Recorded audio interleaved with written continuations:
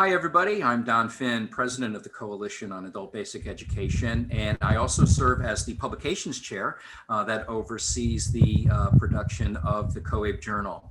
It is my pleasure today to conduct this author interview where we have Vickie Choitz and Larry Good, who co-authored an article with a colleague, Mary Freeman.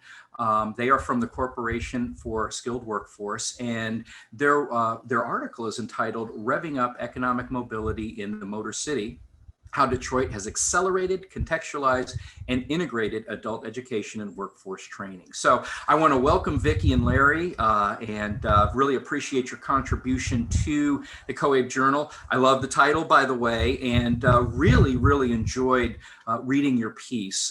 So before we get started, if you don't mind, I'd love for you to just take a few moments to introduce yourselves and tell us something a little bit about yourselves professionally. Vickie, would you mind going first?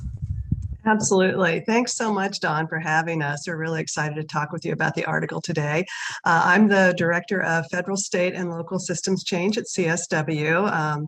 And I just want to say that I have loved working with COABE over the years, not only on journal articles, but I've attended the conferences several times, which are fantastic. And I just learned so much from all the wonderful adult educators out there on their very specific programs and strategies and practices. And so it's just a great way to get grounded. So we were so excited to be able to talk with you today in this opportunity. And Don, I'm Larry Good. I'm the president of the Corporation for Skilled Workforce, and delighted to be here also. And I've been among the various things we've done over 30 years of work at CSW in and out of adult ed policy and system change many times. Really coming at it personally from a workforce perspective, that the significant number of people who have challenges with basic skills are at a huge disadvantage in a talent and credential often based labor force, and feeling like there have been great struggles to get some of the great innovative changes being done in pockets around the country to scale.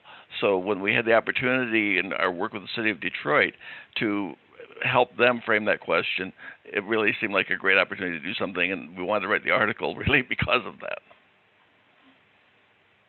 Well, thank you so much. I really appreciate you introducing yourselves. And the title of the article really says quite a bit. And, as the abstract points out, this really does describe how public, nonprofit, and private partners really banded together, working not only to improve adult basic literacy and foundational skills development, but also to integrate workforce training and so on. And so if you can elaborate a little bit more, why did you write this article specifically for the COABE Journal?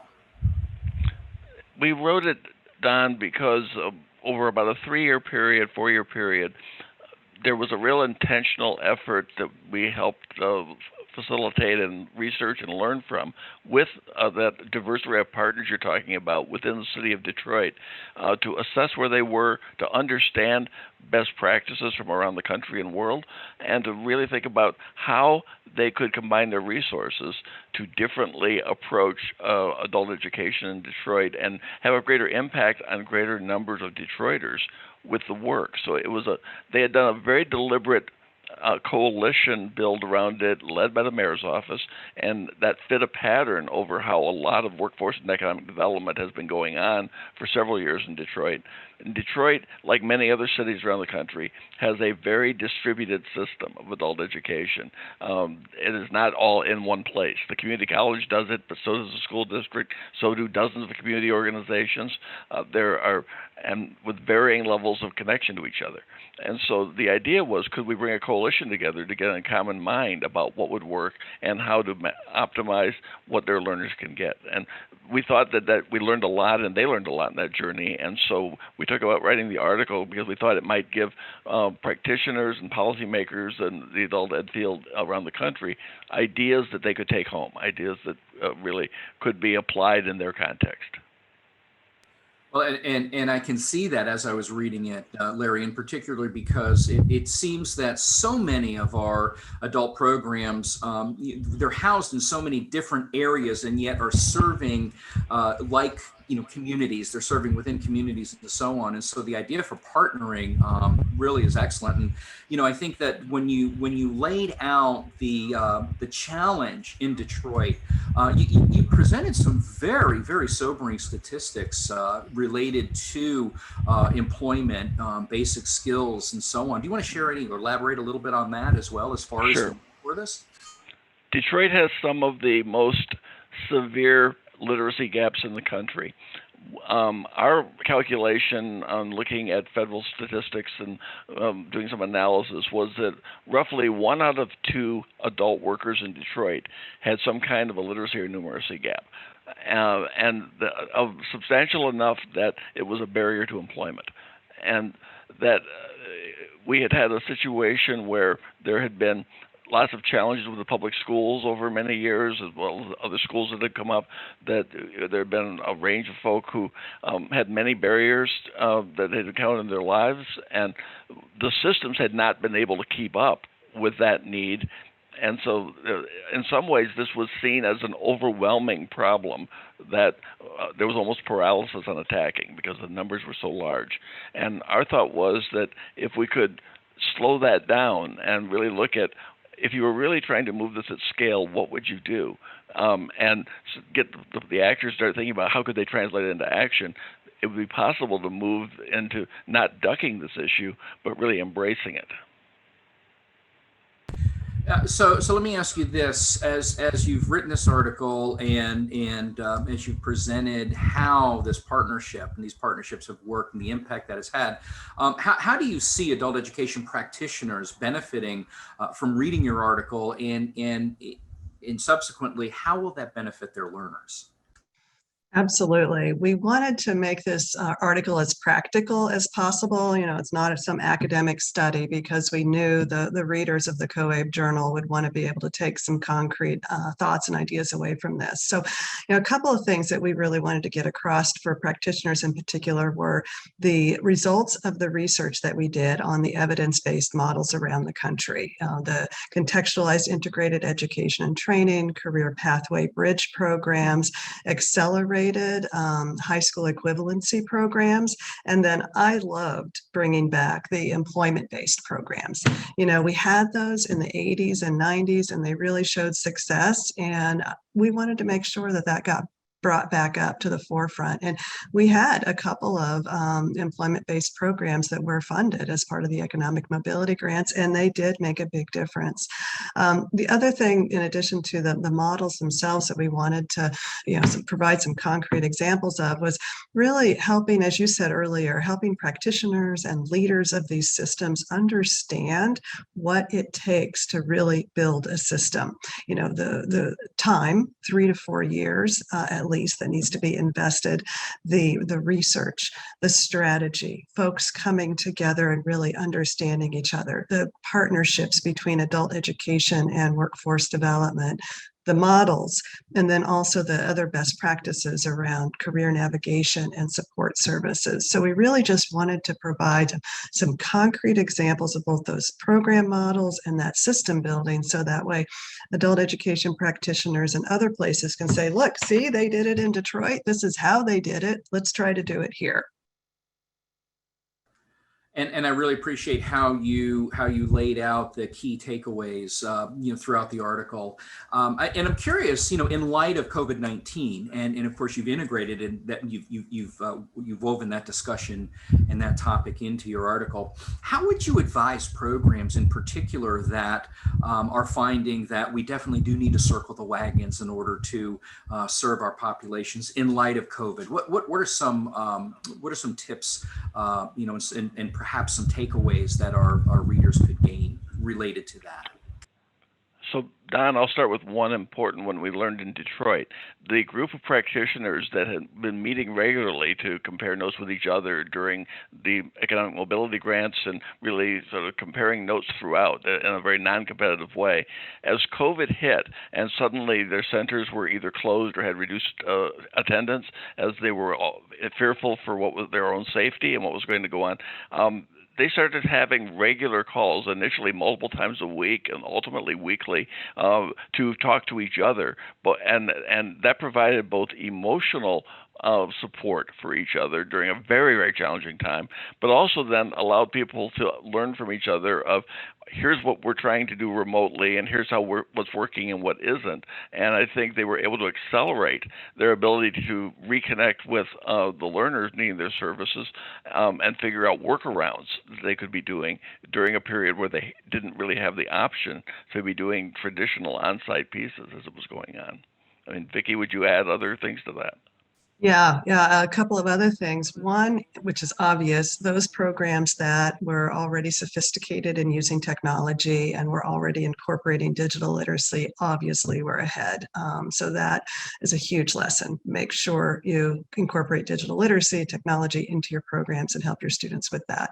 The other one, which may not be as obvious, was that those programs that really had strong supportive services were really able to help their students from the get-go. Because at the very beginning of COVID, as soon as things were being shut down, the biggest challenge that people had was basic needs. They were trying to figure out how to get food for their families, trying to figure out how to get that rental assistance, just trying to figure out how to help their kids with homeschooling. So I would say for a good 2 to 3 months, that's what our adult education providers were focusing on, was just those support services and helping their students access basic needs. So folks who had that down were really able to plug into the right partners, plug into the right systems, get those resources to students.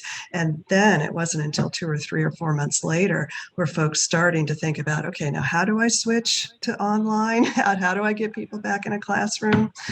So those were 2 other tips that we really saw in the COVID-19 pandemic. One other I'd add, Don, that builds on the digital literacy need was understanding how many of the adults in the programs didn't have computers. And there was a huge push in Detroit, as many other cities, to make sure that K-12 students of traditional age who were home could have access in some way, shape, or form to a computer device of some kind. In Detroit, the adult educators also then worked on how can they get computers, make sure that the adult learners that they're trying to work with had computer access, and not count on it being, for example, the same machine that their 11th grader was using that they'd be competing for. And the scale of the lack of sort of digital equipment in homes in some of the poorer neighborhoods in the city was really intense, and a lot of work was done on many fronts to fix that. And so I think that very issue of not even having the tools for a digital economy became really apparent. That's great, and I think those are great points, and I know that just those insights would be very helpful, for our readership and so on. I found it interesting too in the conclusion, and as you were looking at the future, you noted that since the conclusion of the economic mobility grants, that the Workforce Development Agency is co-located with Adult Education Services, which is a wonderful outcome. What have the benefits been so far that you've seen with that? I think clearly being able to have one place where adults can go both for workforce training, employment services, and adult education is really helpful. I mean, the other thing that the Detroit Public Workforce Development System did was establish 9 career centers throughout neighborhoods in Detroit, which I think paired with the co-location really made quite a difference for Detroiters. Larry, you were going to add? Yeah, what I would add to that is that already in the first wave of that co-location going on, again, in the wake of a pandemic where people are only slowly going back to physical centers, so otherwise this will move even faster. The workforce staff and the adult ed teachers meeting each other, getting to know what each other does, and figure out how to work with, frankly, the same clients along the way, and how to leverage what each other can do. That was always a theory and maybe an annual event somewhere in the past. When it's a day-to-day thing in a center where it's the intimacy of that, it's a very, very different proposition. And it's a real, I think, tribute to the partnership that built, that the city saw. That was when they were redefining their centers. They realized they wanted to have adult education in those centers and have partners doing that work. That is an excellent point, and I think that that's one of the that's one of the challenges that many programs have with how to get a seat at the table, so to speak, and how to be seen as a go-to provider, particularly and perhaps more now in light of COVID. Maybe a positive thing through recovery is that we'll see that more and more throughout the country. So as we wrap this up, and again, I really encourage our readers to take a look at this, take a look at the numbers, take a look at the statistics, the number of folks who were not only who receive services, but the accomplishments, the achievements of the clients. It's just really the outcomes are tremendous and are very inspiring. Let me ask you though, each of you, Vickie and Larry, do you have any additional comments? Anything else you'd like to share? Yeah, I've got a couple. So we wrote the article knowing that our readers would be busy. So, we have a lot of bullets, especially in the last few pages with the key takeaways. I just wanted folks to be able to get those right away. But a couple I'll highlight is, one, systems development is organic and fluid. So the whole 4 years, it was like we were kind of dancing with each other and reading each other. And that's the way that, you have to work when you're developing and building systems. Another thing is that systems don't build themselves. And this is a big message for funders. Organizations, partnerships need funding for the non-sexy stuff, the capacity building, the professional development, the intermediary that doesn't do anything but pull everybody together and provide that glue, which is critical.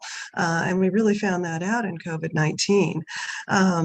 And the braided funding and the technical assistance that we were able to provide at various points in the process. So, that stuff doesn't produce hard outcomes, but it is so essential to getting to the hard outcomes. So we really wanted to get that across. And then finally, I'll just say that another update, we could not be more thrilled that Detroit at Work, the public workforce development system, is intentionally building from this work. And there's another update from the article in the conclusion, and that is they have issued a request for proposals specifically for integrated education and training programs. And in the request for proposals, they cite the whole story of Detroit that we put in the article as part of the background that people should know who are applying for this RFP. So you can just see that system building and that continuous intentional partnership development and change and transformation happening,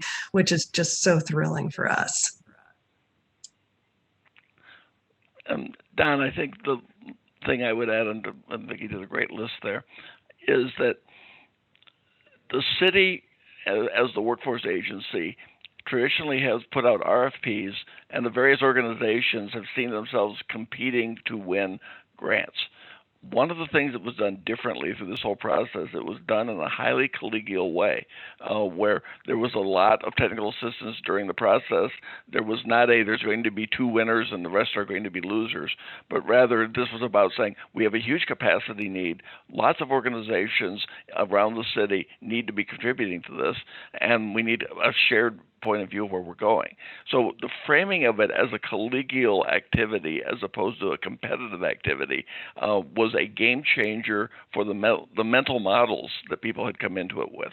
And I think that really opened up a lot of eyes for what was possible rather than saying, okay, organization X won the grant to do this service this year, which is the traditional way that the workforce programs have operated, and sometimes adult ed programs.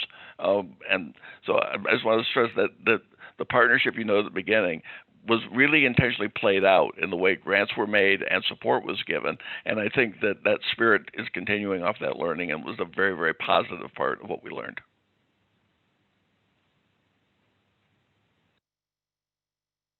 Well, once again, Vickie and Larry, thank you so much for not only for joining us, but thank you for your contribution here. Again, the article is Revving Up Economic Mobility in the Motor City, How Detroit Has Accelerated, Contextualized, and Integrated Adult Education and Workforce Training. It's a very practical approach. It's very inspiring. And to your point, Vickie and Larry, both of you, it really speaks to the power of partnership, the power of communication, with the ultimate goal of serving adult learners. So thank you so much for taking the time to speak with us today, and I wish you well in your future endeavors.